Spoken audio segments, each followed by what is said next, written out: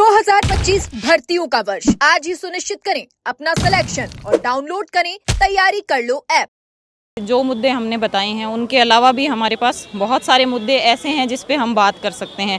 तो बहुत सारे मैसेजेस हमारे पास फ़ोन में ऐसे आते हैं बच्चों के, और स्पेशली एक बच्ची का मैसेज स्पेशली मेरे पास आया था कि मेरे पास बहुत संसाधन कम थे और मेरे पास मतलब कुछ भी गांव के अंदर किसी भी तरीके की कोचिंग वहाँ नहीं मिल रही थी। मुझे गांव में मेरा रहना था, बाहर रहना मेरा मुश्किल था, पैसों की बहुत ज़्यादा कमी थी। तो उस वजह उन कम संसाधनों के चलते जितने संसाधन मेरे पास थे तो उसमें अपने सोच सकते हैं कि क्या क्या चीज़ें होगी। एक बच्ची के पास गाँव में रहने वाली, उसकी बुक्स के अलावा उसके पास कोई भी चीज़ वहाँ नहीं थी। तो उससे उन्होंने तैयारी करके अपना प्री निकाला। और ये तो एक बच्ची की बात है, बहुत सारी बच्चियाँ ऐसी है, बहुत सारे लड़के ऐसे हैं, बहुत सारे युवा ऐसे हैं जिनके पास संसाधन नहीं होते हैं, पैसे नहीं होते हैं, आने जाने के लिए उनको दिक्कत होती है, रहने के लिए दिक्कत होती है। और गरीब परिवार से जो बच्चे आते हैं ना, उनके सामने ये समस्याएं आती है। जो पैसे वाले होते हैं उनके सामने ऐसी दिक्कतें नहीं आती है। तो उन्होंने जैसे तैसे करके अपना प्री निकाल लिया और उसके बाद उनके पास फिर से उनके पास वही समस्या आई कि उनके पास ना कोचिंग अवेलेबल है। और जैसे ये टाइम दिया गया है, ये बच्ची का स्पेशली कहना है कि 3 महीने मुझे दिए गए हैं इस एग्ज़ाम के लिए।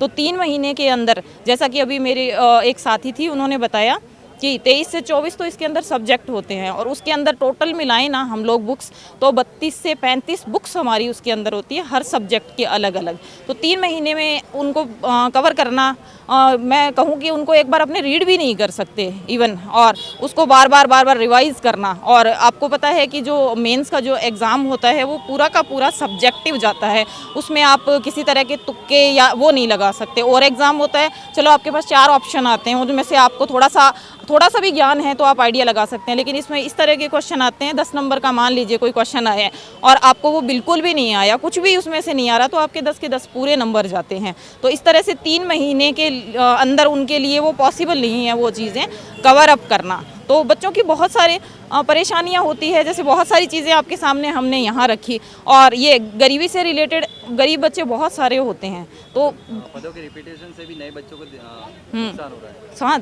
3 महीने वो आपको बता दिया गया ना, वो जैसे 15 दिन से वही मुद्दे चल रहे हैं हमारे, कि हमारे जो अभी मैं कहूँ अभी नारा भी लगा रहे थे कि अब की बार 300 पद बेकार है ना। 30 से 35% जो गरीब बच्चे आएंगे उनके पद चले जाएंगे। वो बहुत मुश्किल से तैयारी कर पाते हैं, जिनके पास रिसोर्सेज है, जिनके पास कोचिंग है, मैं कहूँ जिनके पास टाइम है 2 साल 3 साल। और लड़कियों का मुद्दा मैं आपको बताती हूँ, बहुत सारी लड़कियाँ हैं मेरे साथ, जैसे एज्ड है, जैसे मैं औरों को छोड़ो आप मेरी ही बात कर लीजिए, एज 40+ हो चुकी है, तो घर वालों ने बोला है कि फर्स्ट और लास्ट चांस है, आप कर लीजिए। अब मेरे पास 3 महीने हैं, मैंने कोचिंग करी, यहाँ 3 महीने में वहाँ वो चीज़ें पूरी नहीं हो पा रही है। तो सरकार से यही हम बोल रहे हैं कि जिनको एक एक मौका मिला है ना, उनको कम से कम 3 महीने वाला टाइम 6 महीने और बढ़ा दिया जाए, तो उनके लिए वो नुकसान नहीं है।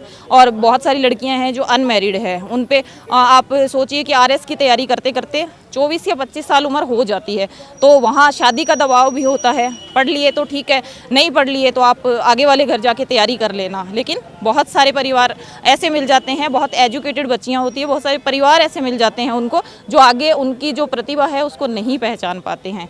तो RPSC को सोचना चाहिए, हमारे जो माननीय CM भजन लाल जी हैं, उनको थोड़ा सा इस पे विचार करना चाहिए कि बहुत सारे बच्चे हैं इस चीज़ को लेके परेशान हैं और मांग क्या रहे हैं, सिर्फ इतना एक समय ही तो मांग रहे हैं ना, और कुछ तो नहीं मांगा जा रहा आपसे, पैसे नहीं मांगे जा रहे, कोई और आपसे सहायता नहीं मांगी जा रही है किसी तरीके की। तो आपके जो बच्चे हैं वो आपसे सिर्फ और सिर्फ समय मांग रहे हैं, और हमारे CM सर है, सिर्फ उनको एक लेटर जारी करना है RPSC को, और इससे हमारा काम हो जाएगा।